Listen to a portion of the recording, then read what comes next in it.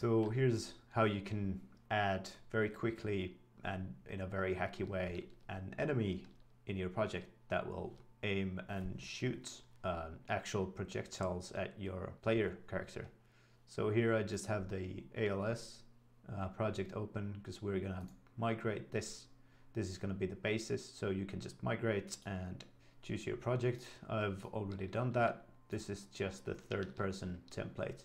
So this is what it should look like when you just literally drop it in your project. So they're already tracing on and looking at the player. So that's good. And the way we get them to move is just adding a nav mesh in the project or on the ground under the enemy. We can just kind of like determine the area that we want it to move in. Right, so now they're running around, cool.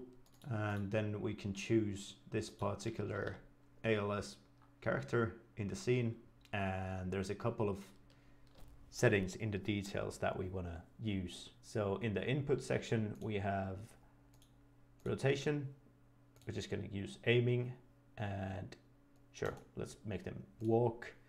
And the stance, yeah, standing seems fine. And then overlay state, this is the big one. So here we can determine what the enemy is holding. So let's say pistol one hand. And now they're aiming at they have a gun out, they're aiming at the player and moving around. So that's a pretty good start. Now we just need them to shoot something.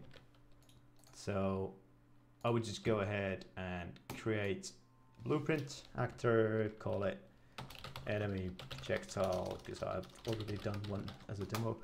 Open that up. Just for the sake of this example, I'm just going to add a cube.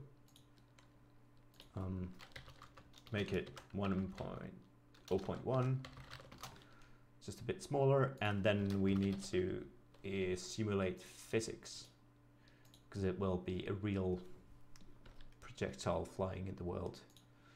Save that, and we can open the blueprint for the Animan, just for the sake of being very, hacky. We're gonna do it on event tick. From here we want to spawn an actor from the class, and it's gonna be our enemy projectile. Transform is going to be the location where we want to spawn this. We could use this held object root, but unfortunately, I wanted to add a scene under it. I'll just call it, I don't know, bullet spawn location, just to have some extra flexibility if we want to adjust the position slightly. And we can also fix the rotation.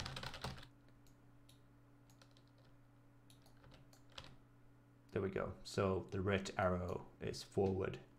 So we're gonna split, and then we get the bullet spawn location. And rotation. Boom. To get it flying, we need to add an impulse.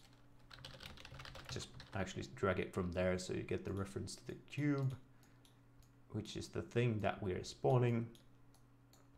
And we want to chuck the cube forward, and we just multiply that by 2,500. And we don't want to do this like exactly every frame, so I'm just gonna do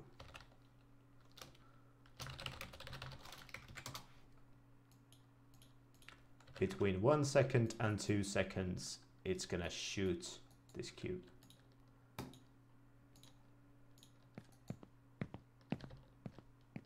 And there we go.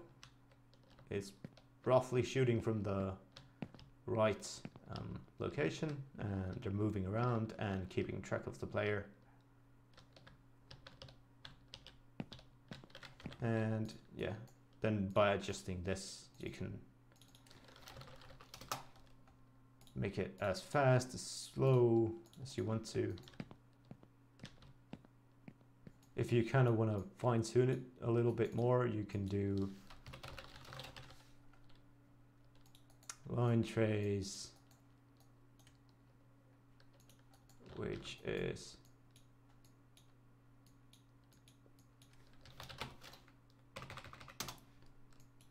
starts from the location, and we're trying to get the player character and its location.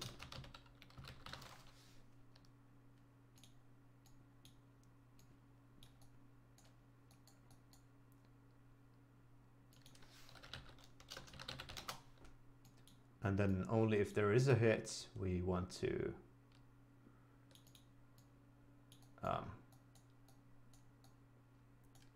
or only if we have a direct line to the player we want to shoot. So let's see if that works. Shooting, shooting, shooting, that's good. No line of sight, not shooting.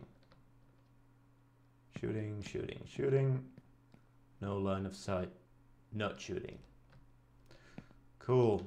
Again, this is not very optimized, so this is more like if you just want to try and do some sound design on an enemy that's shooting at you, or just do a quick enemy demo for the fun of it. So yeah, bye.